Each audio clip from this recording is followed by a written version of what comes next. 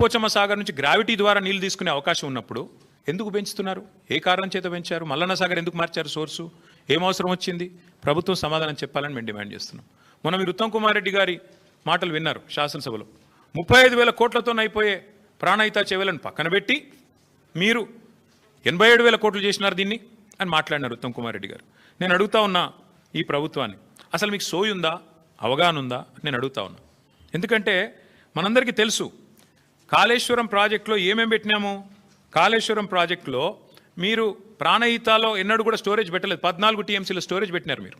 అదే మేము 141 టీఎంసీల సామర్థ్యంతో 15 రిజర్వాయర్లు నిర్మాణం చేశాం. దానివల్ల సహజంగా ఖర్చు పెరగదా? రిజర్వాయర్లు కట్టాలా, ల్యాండ్ ఎక్విజిషన్ చేయాలా, పెరుగుతుంది. ఇంకోటి మీరు ప్రాణహిత చేవెళ్ళ డిజైన్ చేసింది 2006-07లో, మేము మొదలుపెట్టింది 15-16లో. మరి అప్పటికి ఇప్పటికి 8 ఏళ్ల తర్వాత స్టీల్ ఖర్చు పెరుగుతుంది, సిమెంట్ ఖర్చు పెరుగుతుంది, అన్ని ఖర్చులు పెరుగుతాయి కదా. రిజర్వాయర్ల సామర్థ్యం పెరిగింది, జీఎస్టీ వచ్చింది, ఇంకా చాలా వచ్చినాయి. వాటన్నిటి తర్వాత అది పెరిగితేనేమో ఇది 2 రెట్లు 2.5 రెట్లు పెరిగితే అదేదో ఘోరం జరిగిపోయింది, అదేదో పెద్ద స్కామ్ అన్నారు. ఇవాళ నేను అడుగుతున్నా 7 రెట్లు ఎట్లా పెరిగింది కాస్టు? 1,100 కోట్ల ప్రాజెక్టు 7,400 కోట్ల ప్రాజెక్టు ఎట్లా అయ్యింది? ఇది స్కామ్ కాదా? నేను ఇవాళ స్పష్టంగా చెప్తున్నా, మీడియా మిత్రులు దయచేసి మీరు పరిశోధించండి.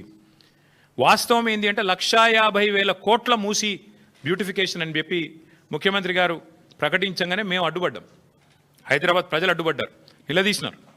16,000 కోట్లతో అయిపోయే ప్రాజెక్ట్ని 1,50,000 కోట్లు ఎట్లా అవుతాయి అని మేము నిలదీస్తే ఇవాళ కొత్త స్టైల్ ఎత్తుకున్నారు. ఇన్నోవేటివ్ థింకింగ్ కదా.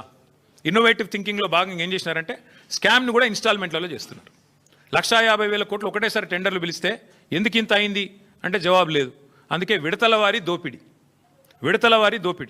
మొదలు 1,100 7,700 చేయాలి, ఆ తర్వాత ఇంకోటి 5 రూపాయలు ఉన్నదాన్ని 40 రూపాయలు చేయాలి, పెంచుకుంటూ ఆఖరికి మొత్తం స్కామ్ మళ్ళీ 1,50,000 కోట్ల కాడికి తేవాలి. ఇది వీళ్ళ ఎత్తుగడ. నేను మళ్ళీ చెప్తా ఉన్నా, మే 17, 2023 నాడు 1,100 కోట్లతో కొండపోచమ్మ సాగర్ నుంచి గోదావరి నీళ్ళని తీసుకొచ్చి బ్రహ్మాండంగా రావులకోల్ చెరువులో పోసి రావులకోల్ చెరువు నుంచి గండిపేటకు నీళ్ళు తీసుకొచ్చే మార్గం గ్రావిటీ ద్వారా ఉంటే ఇవాళ మీరు 3 WTPలు ఎందుకు కడుతున్నారు? 5 పంప్ హౌస్లు ఎందుకు పెడుతున్నారు? ఎవరి లాభం కోసం పెడుతున్నారు అని ముఖ్యమంత్రి గారు నేను అడుగుతా ఉన్నా. ఇవాళ ఎట్లా పెరిగింది? కమిషన్లు దండుకోవడానికా, మొబిలైజేషన్ అడ్వాన్సులు ఇవ్వడానికా, కాంట్రాక్టర్లకు దోచిపెట్టడానిక? ఎందుకు తక్కువ ఖర్చుతో అయ్యేదాన్ని పక్కకు పెట్టి ఎక్కువ ఖర్చుతో చేస్తున్నారు? ఒక దిక్కు మీరే చెప్తున్నారు పైసలే లేవు, అప్పు ఉడతలేదు, ఒక్క పథకం ఇచ్చేందుకు ఏమీ లేదు అని పచ్చి అబద్ధాలు ఒక దిక్కు మీరే చెప్తారు. పార్లమెంటు చెప్పినా, కేసీఆర్ ప్రభుత్వం చేసిన అప్పు 2,80,000 కోట్లని పార్లమెంట్ చెప్పినా సిగ్గు లేకుండా మొన్న అసెంబ్లీలో కూడా 8 లక్షల కోట్లని ఒకరు, 7 లక్షల కోట్ల అప్పని ఇంకొకరు నోటికొచ్చిన అబద్ధాలు ఒకవైపు మాట్లాడుతున్నారు. ఒక దిక్కేమో తులం బంగారానికి పైసలు లేవు, ఆడబిడ్డలకు 2,500 ఇయ్యనికి పైసలు లేవు, 6 గ్యారంటీల అమలుకు పైసలు లేవు, ముసలోళ్ళకి 4,000 పెన్షన్ ఇయ్యనికి పైసలు లేవు, రైతు బంధు ఏడానికి పైసలు లేవు, ఇంకా చెప్తూ పోతే చాలా ఉన్నాయి. వీటికి పైసలు లేవు. కానీ 7,400 కోట్లతో ఎవరు అడగని ప్రాజెక్టును మాత్రం అర్జెంటుగా టేకాఫ్ చేయాల్సిన అవసరం ఎందుకు వచ్చింది ముఖ్యమంత్రి గారు? తప్పకుండా చెప్పాలని చెప్పి నేను డిమాండ్ చేస్తా ఉన్నాను. ఇందులో అవినీతి కోణమే కాదు, క్రిమినల్ కోణం కూడా ఉంది. ఈ ప్రాజెక్ట్ వెనకాల ఒక క్రిమినల్ కోణం కూడా ఉంది. మీకు యాదికుండాలే, ఆనాడు అదేదో వెలుగు పత్రికలో వచ్చింది, సుంకిశాల, అది ఇవ్వండి, సుంకిశాల వెలుగు ఉంది, ఇక్కడ ఉంది. ఇగో ఇది వెలుగు పత్రికలో వచ్చింది. ఏమన్నది ఇలా? సుంకిశాల రిటైనింగ్ వాల్ కూలిపోతే HMWSB Hyderabad metro water supply and sewerage board నడుపుతున్నది ఈ ప్రాజెక్ట్ని, వాళ్ళ ఆధీనంలో నడుస్తున్నది. ఏం చెప్పారు ఇందులో?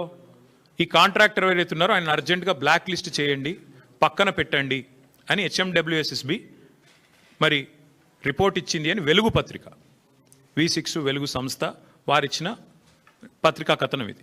మరి ఇవాళ నేను అడుగుతున్న ముఖ్యమంత్రి గారిని, ఏ ఏజెన్సీ అయితే బ్లాక్ లిస్ట్ మీరు చేయాలో, ఏ ఏజెన్సీని అయితే బ్లాక్ లిస్ట్ చేయాలో, ఎవరినైతే నేషనల్ హైవే అథారిటీ ఆ ఏజెన్సీని బ్లాక్ లిస్ట్ చేసింది. మన కేరళలో ఒక రహదారి వీళ్ళు నిర్మాణం చేసినారు, NH66.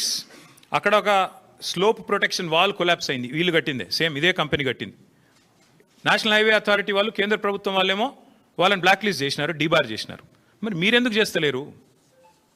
మీ డిపార్ట్మెంట్లో ఏ డిపార్ట్మెంట్లోనైతే సుంకిశాలు ఉంటుందో దాని రిటైనింగ్ వాల్ కొలాప్స్ అయితే మళ్ళీ వాళ్ళకే 7,400 కోట్ల వర్క్ ఇచ్చినావంటే ఏమర్థం చేసుకోవాలి? నేను రాష్ట్ర ప్రజలు ఏమర్థం చేసుకోవాలి? ఎందుకు ఇంత అవాజ్యమైన ప్రేమ వారి మీద మీకు?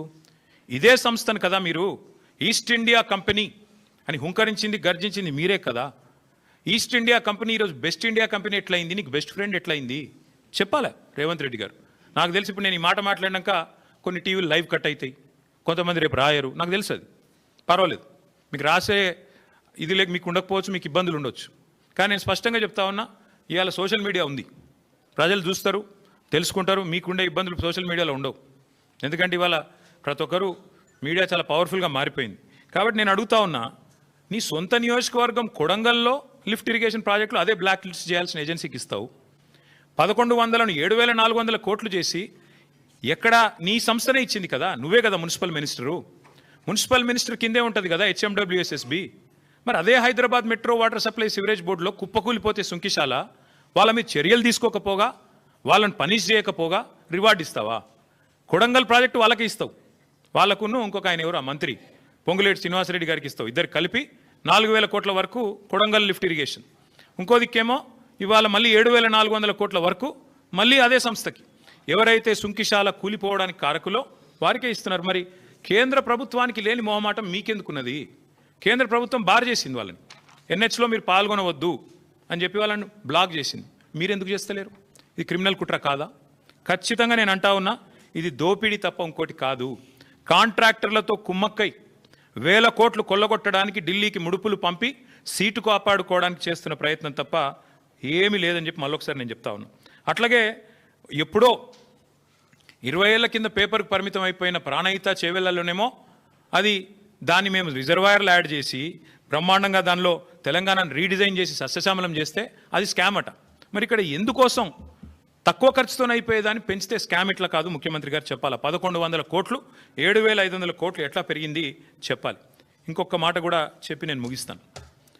ఇవాళ జరుగుతున్నది వాస్తవానికి ఏంటంటే విడతల వారి దోపిడీ అని నేను స్పష్టంగా చెప్తా ఉన్నాను.